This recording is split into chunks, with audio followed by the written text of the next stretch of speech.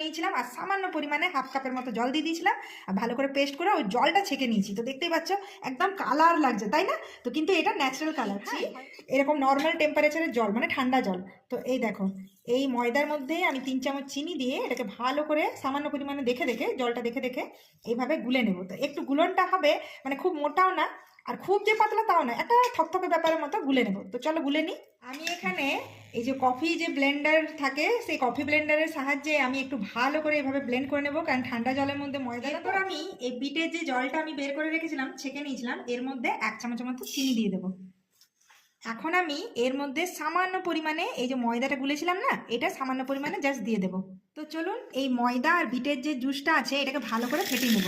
তো দেখতেই পাচ্ছেন কালারটা জাস্ট দেখুন, এটা জাস্ট অসাধারণ একটা পাটিসাপটা হবে। একবার হলো বাড়িতে বানিয়ে খাবেন আর খাওয়াবেন, বাচ্চারা তো খুশি হবে আর খুব সারপ্রাইজ হবে। দেখুন আমি প্রায় 500-র মতো দুধটাকে ফুটিয়ে ফুটিয়ে একদম ক্ষীরের মতো করে নিয়েছি, শুকনো শুকনো করে।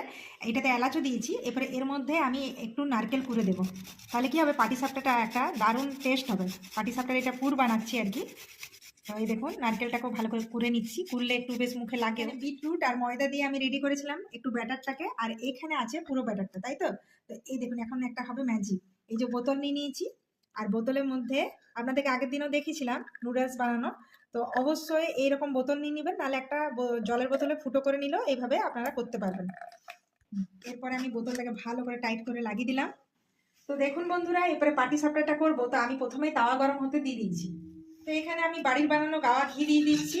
তো এই দেখুন আমি ঘিটাকে ভালো করে গলিয়ে নেব। তো দেখুন ঘি গলে গেছে। এরপরে আমি বোতলে যে বিটের জুসটা দিয়ে ময়দা দিয়ে রেডি করেছিলাম সেটাকে আমি এইভাবে, এই দেখুন এইভাবে আমি আস্তে আস্তে প্রেসার দিয়ে, এই দেখুন রাউন্ড রাউন্ড করে এইভাবে বিটের জুসটা দিয়ে ময়দা দিয়ে রেডি করে নিয়েছিলাম, এইভাবে আপনারা করে নেবেন। এরপর এই যে হোয়াইট কালারের যে ময়দার ব্যাটারটা রেডি করেছিলাম সেটাকে এর উপরে আস্তে আস্তে এইভাবে আমি চারিপাশে ছড়িয়ে ছড়িয়ে দিয়ে দেবো। দেখুন পুরো এই যে হোয়াইট কালারের যে আমি ময়দার ব্যাটারটা করেছিলাম এইভাবে চারিপাশে আস্তে আস্তে এইভাবে বুলি নিলাম। পাটিসাপটার ব্যাটারটা দেওয়ার পরে এই উপরে চারিপাশে একটু আমি ঘি বুলি দিলাম। প্রায় 2 মিনিটের মতো এটা আমি কুক হতে দেবো। দেখুন পাটিসাপটার যে পুরটা আমি রেডি করে নিয়েছিলাম সেই পুরটা এইরকম এক ধার থেকে এইভাবে আমি আস্তে আস্তে দিয়ে দেবো।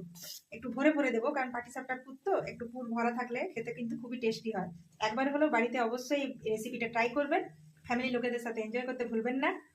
তো এই দেখুন পাটিসাপটা প্রায় প্রায় রেডি। তো আমি এই পাশে খুন্তির সাহায্যে চারিপাশটা একবার এইভাবে চালিয়ে দেবো, যাতে পাটিসাপটার এই ইয়েটা উঠতে সুবিধে হয়। এই দেখুন আমি সাবধানে আস্তে আস্তে এইভাবে পুরো পাটিসাপটাটাকে উল্টে নেব। আর কালারটা জাস্ট দেখুন অসাধারণ।